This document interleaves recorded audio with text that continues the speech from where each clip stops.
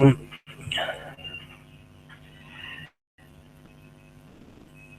आज हम शुरू करने जा रहे हैं लेसन नंबर 3 कंटिन्यू करेंगे और उसमें जो चंद कॉन्सेप्ट जो थे वो रह गए थे, हम उनको आज ज़रा डिटेल में एक दफ़ा देख लेंगे ताकि जो अगर कोई क्लैरिफिकेशन नहीं है किसी चीज़ की तो वो हो जाए।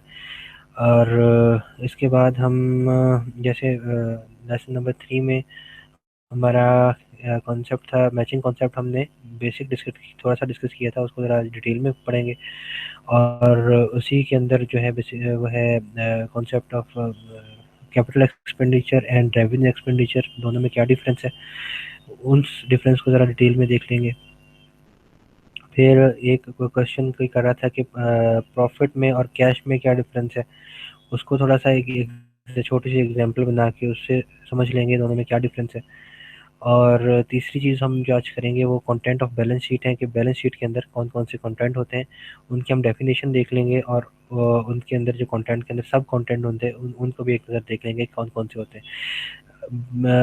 डेबिट या क्रेडिट के रूल की तरफ जाने से पहले हम ये सबसे इम्पोर्टेंट है, हमें पता होना चाहिए कि कौन सी चीज़ बैलेंस शीट में जाने वाली है, कौन से हैं, और उसके अंदर कौन कौन सी चीज़ें जो एसेट्स होती हैं और उसकी कौन कौन सी टाइप्स हैं, और लाइबिलिटीज़ कौन कौन सी टाइप्स की होती हैं, किस किस्म की होती हैं, और जो इनकम है वो प्रॉफिट एंड लॉस में जाएगी तो उसके कंटेंट्स क्या हैं, इनकम कौन कौन सी हो सकती है और एक्सपेंस कौन कौन से हो सकते हैं। तक हमें ये कंटेंट्स ऑफ बैलेंस शीट और contents of profit and loss account, जब तक ये कंटेंट्स हमें याद नहीं होंगे अच्छी तरह और हमें ट्रांजैक्शन देखते ही अंदाज़ा नहीं हो जाएगा कि इस ट्रांजैक्शन के अंदर कौन सा कंटेंट है और कौन सा कंटेंट कहाँ पे जाना है, बैलेंस शीट में जाना है या प्रॉफिट एंड लॉस में जाना है, तब तक हम डेबिट और क्रेडिट के रूल जो हैं वो उनको सही तरह समझ भी नहीं सकेंगे और अप्लाई भी नहीं कर सकेंगे। इसलिए आप सबसे ये रिक्वेस्ट है कि ये बैलेंस शीट और प्रॉफिट एंड लॉस के कंटेंट्स को एक दफ़ा ज़रूर देख लीजिएगा। जब भी हम ट्रांजैक्शन कोई पकड़ेंगे, ट्रांजैक्शन को डेबिट या क्रेडिट या जर्नल एंट्री पास करेंगे, तो सबसे पहले हमने यही देखना होता है कि इसके अंदर ट्रांजैक्शन के अंदर एसेट आ रहा है या लायबिलिटी आ रही है या कैपिटल आ रहा है या इनकम आ रही है या एक्सपेंस आ रहा है।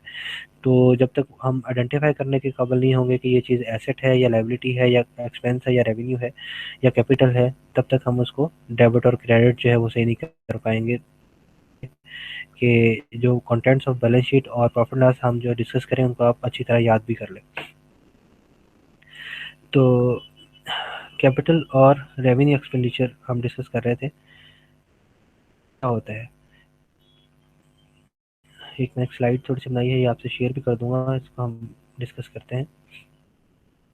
जी, कैपिटल एक्सपेंडिचर जो होता है हम कोई ऐसा एक्सपेंस करते हैं, होता है एक्सपेंडिचर, ये सारी बातें हम कोई अमाउंट खर्च कर रहे हैं, वो ऐसा एक्सपेंडिचर होता है जो हमें एक साल से ज़्यादा हमें या उस वो ऐसा एक्सपेंस है जिससे हम जो हमारा करंट एसेट है, जो अभी हम एसेट यूज़ कर रहे हैं, या हमको नया लेने जा रहे हैं, या जो पुराना वाला कोई एसेट है उसकी जो लाइफ है वो इंक्रीज़ हो जाएगी, या उसकी प्रोडक्शन की कैपेसिटी जो है वो इंक्रीज़ हो जाएगी और वो हमें फ्यूचर में भी अगले सालों में भी हमें वो रेवेन्यू जनरेट करके देगा।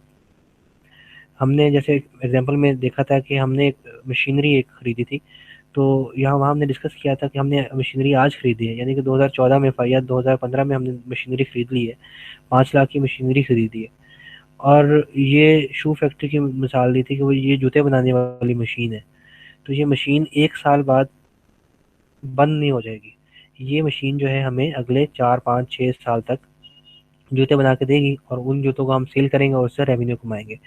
तो इस वजह से हम जो मशीन और इस तरह के कैपिटल एक्सपेंडिचर जो कि नॉर्मली ज़्यादातर फिक्स एसेट होते हैं, उनको हम क्या करते हैं, कैपिटलाइज करते हैं, बैलेंस शीट में रिकॉर्ड करते हैं, उनको हम एज ए एक्सपेंस रिकॉर्ड नहीं करते, यानी कि वो प्रॉफिट एंड लॉस के अंदर नहीं आते बल्कि वो बैलेंस शीट के अंदर जाते हैं। कैपिटल एक्सपेंडिचर की डेफिनेशन यहाँ पे लिखी है, capital expenditure is an amount spent to acquire or improve long-term assets life or capacity that will help to generate revenue for more than 1 year. Their cost is divided throughout their useful life and charged to expense as depreciation. Machinery की मैंने example दी थी, अगर 2 साल हमने ये सोचा कि ये मशीन जो है 2 साल तक हमें मैन्युफैक्चरिंग करके देगी और 2 साल तक ये प्लांट या मशीनरी काम करेगा, तो उसका सारे का सारा एक्सपेंस हम 1 साल के अंदर बुक नहीं कर सकते, क्योंकि उसने 2 साल हमें रेवेन्यू कमा के देना है। तो उसूलन उसको मैच करने के लिए 2 साल का एक्सपेंस जो है, उसके एक्सपेंस को भी 2 साल पे डिवाइड करके 2 सालों में लेके जाएँगे। अगर वो मशीन 5 साल तक रेवेन्यू जनरेट करके देगी तो हम उसको 5 साल तक लेके जाएँगे, और उसके जितना भी टोटल कॉस्ट होगी उसको 5 साल पे डिवाइड करेंगे, और हर साल में उसका एक पोर्शन जो है 1/5 पोर्शन हर साल में रिकॉर्ड करेंगे एज़ एक्सपेंस, और उस एक्सपेंस का नाम डेप्रिसिएशन है। ये तो हो गई, हमने एक नई मशीन खरीदी है। टू एक्वायर की, हमने कहा कि हमने एक नई मशीन खरीदी है और वो मशीन जो हमें 1 साल से ज़्यादा अरसे तक रेवेन्यू जनरेट करके देने वाली है। तो हम उसकी कॉस्ट को 1 साल से ज़्यादा अरसे में एक्सपेंस आउट करेंगे। और एक यहाँ पे लिखा है इम्प्रूव, इम्प्रूव भी करें, ये एक्वायर नहीं, इम्प्रूव करें। फॉर एग्जांपल एक ऑलरेडी हमारे पास मशीन मौजूद है। हमारे पास एक मशीन थी जो साल में 1 लाख शू मैन्युफैक्चर करके देती थी, 1 लाख जूते बना के देती थी, एक मशीन हमारे पास थी। और हमने अब उसमें ऐसी मॉडिफिकेशन की है, किसी इंजीनियर ने कहा है ठीक है जी आप ऐसा करें, 2 लाख रुपए आप मुझे दे दें, तो मैं इसके अंदर थोड़ी सी चेंजेस करूंगा इस मशीन के अंदर। तो इससे क्या होगा कि आपकी प्रोडक्शन कैपेसिटी बढ़ जाएगी। वो साल की 1 लाख शूज़ बना के देती है, तो ये साल के आपको 2 लाख शूज़ बना के दिया करेगी। तो क्या हुआ, हमने 2 लाख रुपया एक्सपेंस आउट किया, कैपिटल एक्सपेंडिचर। तो ये भी कैपिटल एक्सपेंडिचर हो गया कि अब उस मशीन जो थी वो एग्जिस्टिंग मशीन थी, हमारे पास मौजूद थी, 1 लाख शूज़ बनाती थी। अब हमने किसी इंजीनियर को 2 लाख रुपए एक्सपेंस करके, कैपिटल एक्सपेंस करके, हमने क्या किया, उसको मॉडिफाई करवाया, और उससे क्या हुआ, उसकी इम्प्रूव हो गई। तो ये भी हमारा कैपिटल एक्सपेंडिचर है। तो ये मशीन अगर पहले हमने 4 लाख की रिकॉर्ड या 5 लाख की रिकॉर्ड की हुई थी, तो 2 लाख जो हमने इंजीनियर को दिए हैं, ये अब मशीन 7 लाख की रिकॉर्ड हो जाएगी। तो अब ये वाला जो एक्सपेंस है 2 लाख का, जो हमने एक इंजीनियर को दिया है, उस ताकि एसेट की लाइफ इम्प्रूव हो जाए या एसेट की प्रोडक्शन कैपेसिटी इम्प्रूव हो जाए, तो ये बेसिकली ये भी हमारा कैपिटल एक्सपेंडिचर है। ये प्रॉफिट एंड लॉस में नहीं जाएगा, क्योंकि प्रोडक्शन कैपेसिटी इंक्रीज होगी तो वो आगे वाले कई सालों में उसकी प्रोडक्शन कैपेसिटी इंक्रीज करेगी। तो सारे का सारा 2 लाख हम करंट साल के प्रॉफिट में एज ए एक्सपेंस दिखाना जस्टिफाइड नहीं है। तो यहाँ से हम देखा कैपिटल एक्सपेंडिचर जो होता है, वो एक तो है कि हम कोई नई मशीनरी, कोई नया फिक्स एसेट, कोई ऐसी चीज़ जो हमारा रेवेन्यू जनरेट करके दे, वो हम खरीदते हैं, या उसके अंदर कोई ऐसी मॉडिफिकेशन करवाते हैं कि उसकी एग्जिस्टिंग मशीन की कैपेसिटी इंप्रूव हो जाए। कैपिटल एक्सपेंडिचर होता है। इसमें एक मजीद चीज़ भी है कि अगर हम कोई चीज़ एक्वायर करते हैं, फॉर एग्जांपल 5 लाख की हमने मशीनरी खरीदी, और उसके बाद हमने 50,000 का उसके ऊपर फ्रेट दिया। ज़ाहिर बात है मशीनरी किसी किसी स्टोर पे पड़ी हुई थी, या कस्टम पे या पोर्ट पे पड़ी हुई थी। हमने फ्रेट दिया, ट्रक का किराया दिया, और वो 50,000 किराया दे दिया। उसके बाद आके मशीनरी ने इंस्टॉल होना है, लगना है कहीं पे, तो हमने लेबर को कहा 20,000 रुपया, 20,000 लेबर को दे दिया कि वो उसकी इंस्टॉलेशन करे। तो ये मशीनरी बेसिकली हमें 5 लाख की उसकी परचेज प्राइस थी, 50,000 का उसका ट्रक का फ्रेट का एक्सपेंस था, और लेबर थी जो उस मशीनरी को इंस्टॉल करेगी और वर्किंग कंडीशन में लेके आएगी। तो हम जो कैपिटल एक्सपेंडिचर रिकॉर्ड करेंगे वो हम 5 लाख प्लस 50,000 प्लस 20,000, तो हम 5,70,000 का कैपिटल एक्सपेंडिचर जो है वो हम। हाँ, वैसे अगर ये कैपिटल एक्सपेंस ना होता, अगर हमारा वैसे ही कोई सामान हमने कोई इम्पोर्ट किया है बाहर से, मशीनरी नहीं की, हमारा हमने कोई चीज़ ऐसी एक्वायर की है, रॉ मटेरियल है जो हमारे पास आएगा और हमने आगे उसको बेचना है, वो अगर उसके ऊपर हम फ्रेट देंगे या ट्रक का किराया देंगे, तो वो हमारा रेवेन्यू एक्सपेंडिचर है जो प्रॉफिट एंड लॉस में जाना है। लेकिन जो कैपिटल एक्सपेंडिचर वो है कि जो हमने कोई ऐसी चीज़ परचेज की, और जो कि 1 से ज़्यादा सालों में हमारा रेवेन्यू जनरेट करके देने वाली है, उसके इंस्टॉल होने तक और उसके ऑपरेशनल होने तक जितने भी एक्सपेंसेस आएँगे वो सारे के सारे कैपिटल एक्सपेंडिचर ही होंगे। चाहे उनकी शक्ल देखने में वो लगे कि जनाब ये फ्रेट का किराया है, ये तो एक्सपेंस होना चाहिए।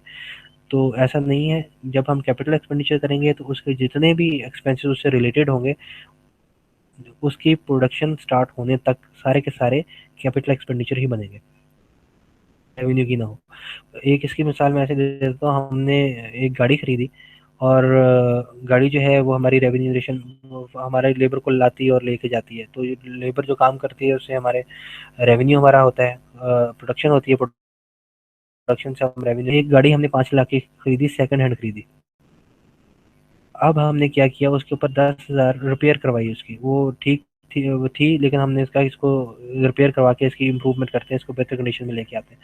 तो 5,000 की रिपेयर करवाई, तो गाड़ी को हम as a capital expenditure 5,05,000 record करेंगे।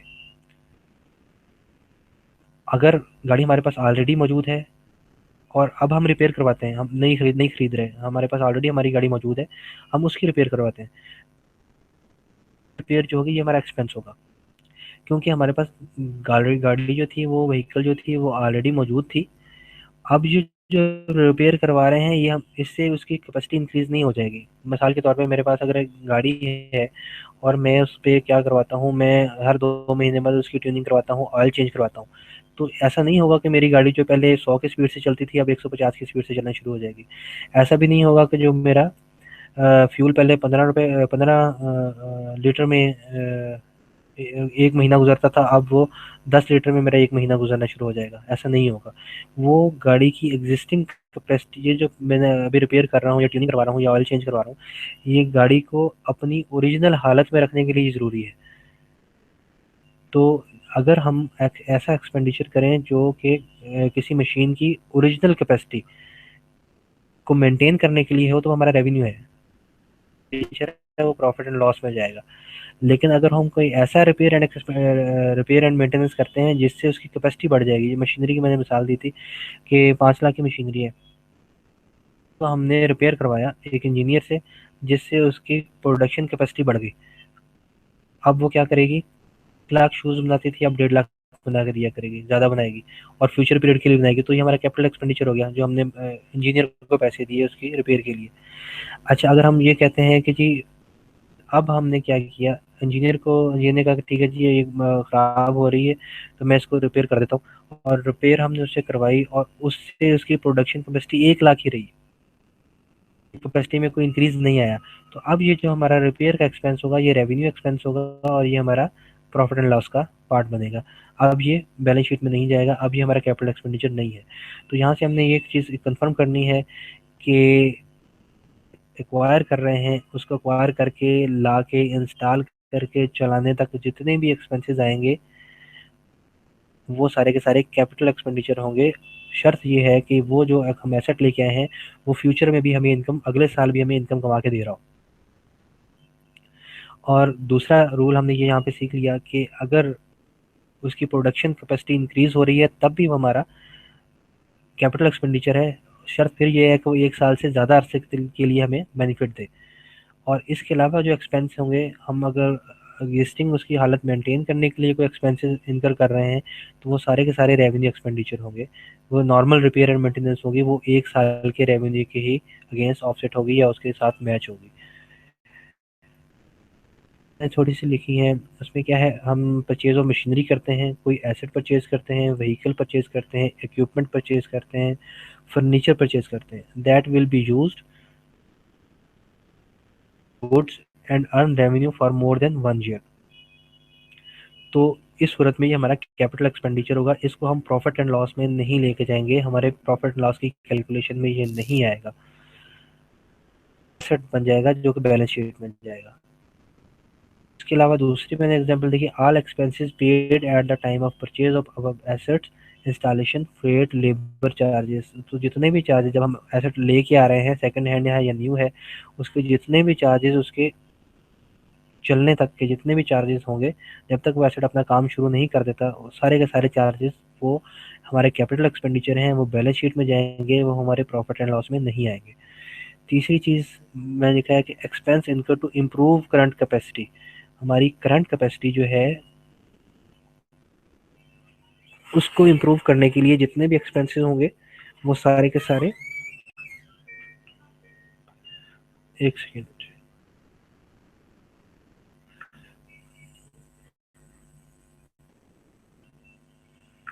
वो सारे के सारे जो हैं, वो भी सारे हमारे कैपिटल एक्सपेंडिचर होंगे, वो प्रॉफिट एंड लॉस में नहीं जाएंगे, बल्कि वो हमारे वो पार्ट बनेंगे हमारे, वो हमारा एसेट होंगे। एक्सपेंडिचर की डेफिनेशन है, expenses shown in profit and loss account.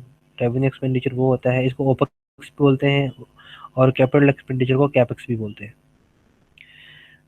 जी।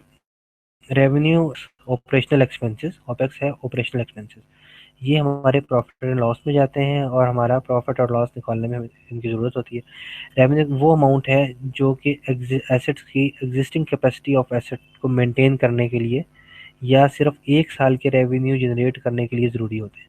अगर कोई मशीनरी है और वो चल रही है और हम चाह रहे हैं कि मशीन ख़राब ना हो और हम हर हर महीने उसका ऑयल चेंज करते हैं, उसकी फ्यूलिंग करते हैं, उसकी सफाई वगैरह करते हैं, छोटी मोटी रिपेयर कर देते हैं, तो वो हमें एक साल तक ये वो रिपेयर है तो वो हमारा repair expense for the year होगा, वो उस साल के अंदर एक्सपेंस आउट होगा, वो हमारे बैलेंस शीट का पार्ट नहीं बनेगा।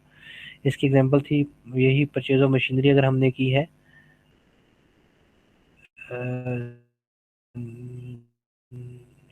नहीं इसकी एग्जांपल ये नहीं लिखी। इसके एग्जांपल्स हैं नॉर्मल रिपेयर एंड मेंटेनेंस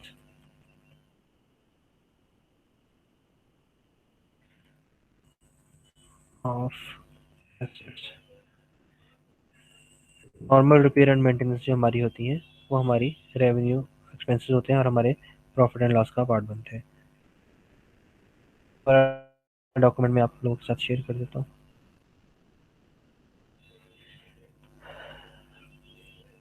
जी, इसकी एग्जांपल हम एक दफ़ा दोबारा कर लेते हैं।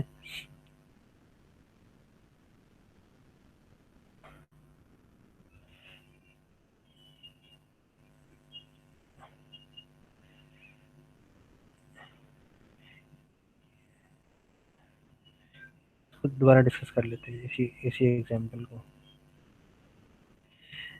ये हमने ट्रांजैक्शन ली, 2014 की ट्रांजैक्शन ली। एक बंदे ने अपनी एक शू फैक्ट्री हमने स्टार्ट किया था कि शू फैक्ट्री उसने स्टार्ट की थी।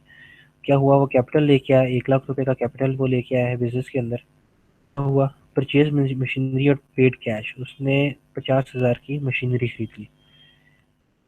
नेक्स्ट क्या हुआ, मटेरियल परचेज किया और उसने उधार मटेरियल परचेज कर लिया 10,000 का, के शूज सेल कर दिए 50,000 के, गार्ड की सैलरी पे कर दी, एक्सपेंस है 10,000 का पे कर दिया, कैश देके केमिकल परचेज किया 12,000 का, इलेक्ट्रिसिटी कंज्यूम की 5,000 की।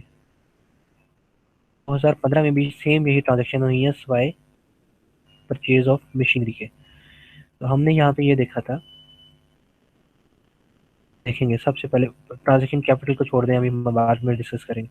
परचेज ऑफ मशीनरी, अब हमने यहाँ पे एक चीज़ अभी हमने पढ़ी है कि जब भी हम मशीनरी कोई परचेज करेंगे, नई मशीनरी परचेज करेंगे और उसने एक साल से ज़्यादा अरसे तक हमें रेवेन्यू कमा के देना है, तो हम उसको प्रॉफिट एंड लॉस में नहीं लेके जाएंगे, वो हमारा बैलेंस शीट का पार्ट होगा,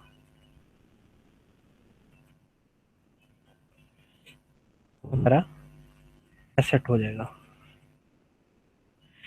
जी, अब यहाँ पे देखें मटेरियल परचेज किया है हमने और जाहिर बात है हम जूते बना रहे हैं तो उसके ऊपर मटेरियल लगेगा कोई, तो ये हमारा नॉर्मल एक्सपेंस है, ये प्रॉफिट एंड लॉस में जाएगा।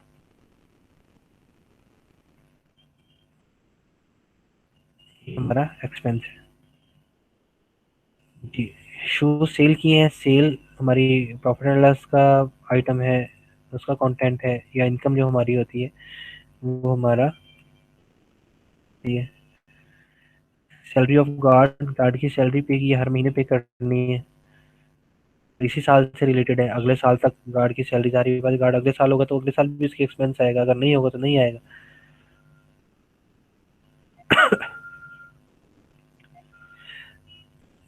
तो ये भी प्रॉफिट एंड लॉस का आइटम है और ये हमारा एक्सपेंस है। हमने केमिकल परचेज किए, फिर केमिकल हमने परचेज कर लिए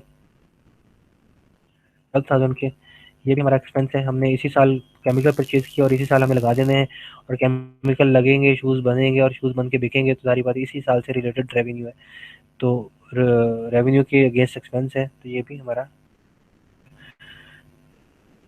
इलेक्ट्रिसिटी हमने इसी साल हमने यूज़ की है और इसी साल हमने रेवेन्यू में कमा लिया है शूज़ सेल करके, तो ये भी प्रॉफिट लॉस है और ये भी हमारा एक्सपेंस है। अच्छा जी, अब 2015 आया, अगला साल आया, तो अगले साल के अंदर भी सेम पेश आई। हमने शेयर लिखे हुए 2015 है, जो 14 सेल्स 50,000 की हुई दोनों सालों में, इधर भी 50,000 और 2014 में भी 50,000। ठीक है, सेल्स आ गई, सैलरी एक्सपेंसेस दोनों सालों में सेम हो गया, निकाल देता हूँ और यहाँ पे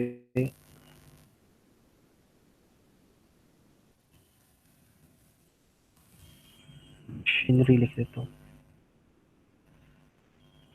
इस साल में 50,000 की मशीनरी हमने परचेज की, 2015 में नहीं की। केमिकल परचेज किया, दोनों सालों में किया। इलेक्ट्रिसिटी हुई, एक्सपेंस दोनों सालों में हुई। टोटल एक्सपेंसेस इस साल में बने 77,000 और 2015 में बने प्रॉफिट। इस साल हमें लॉस हुआ 27,000 का और 23,000 का प्रॉफिट हुआ 2015 में। तो क्या किया, गलत क्या किया है हमने? ये गलत किया है कि हमने एक ऐसा एक्सपेंस ले लिया जो हमारा कैपिटल एक्सपेंडिचर था। ये हमारा कैपिटल एक्सपेंडिचर था जो कि बैलेंस शीट में जाना चाहिए, बल्कि जाना चाहिए। इससे क्या हुआ कि अगर हम ये ना लेते तो हमारा ये साल भी प्रॉफिट में होता। तो सारे का सारा एक्सपेंस तो हमने इस साल के अंदर डाल दिया, जबकि शूज तो इस मशीनरी ने अगले साल भी बनाए, के साथ जाती है।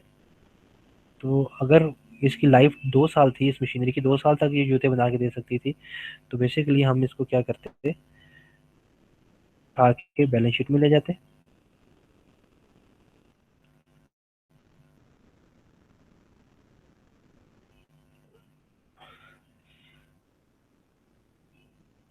ठीक हो गया जी, हम इसको बैलेंस शीट का आइटम ले जाते। ये हमारा एक्सपेंस नहीं था, ये हमारा कैपिटल एक्सपेंस था, हमारा रेवेन्यू एक्सपेंस नहीं था। प्रॉफिट एंड लॉस में हमारे रेवेन्यू एक्सपेंस आते हैं। हम यहाँ पे क्या करते हैं, हमारी मशीनरी जो है वो 50,000 की थी, जैसा मशीनरी ने 2 साल तक चलना है, और 1 साल का एक्सपेंस जो आता है दिस डिवाइड बाय दिस, 1 साल का एक्सपेंस 25,000 आता है, जिसको हम डेप्रिसिएशन बोलते हैं। ये इसकी यूजफुल लाइफ है।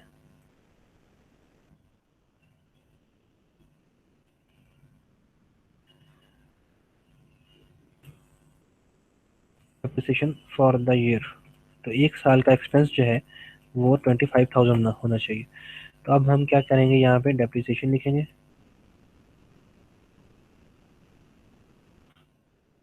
तो ये 20,000 का, 5,000 का इस साल में और 25,000 का इस साल में। तो अब क्या हुआ, हमारा दोनों सालों में हमारा सेम लॉस आ गया। तो किसी भी साल के साथ ज्यादती नहीं हुई।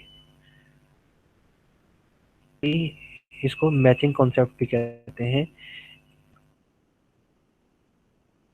कॉन्सेप्ट क्या होता है कि जब हमारा, हम इस साल में उस मशीनरी से रेवेन्यू हम ले रहे हैं, उसका मैचिंग एक्सपेंस भी उसके साल आना चाहिए। उतना ही मैचिंग एक्सपेंस जो इस रेवेन्यू को मैच करे वो भी इस साल के अंदर जरूर आना चाहिए।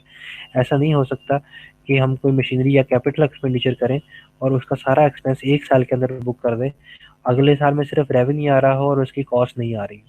तो ये मैचिंग कॉन्सेप्ट है।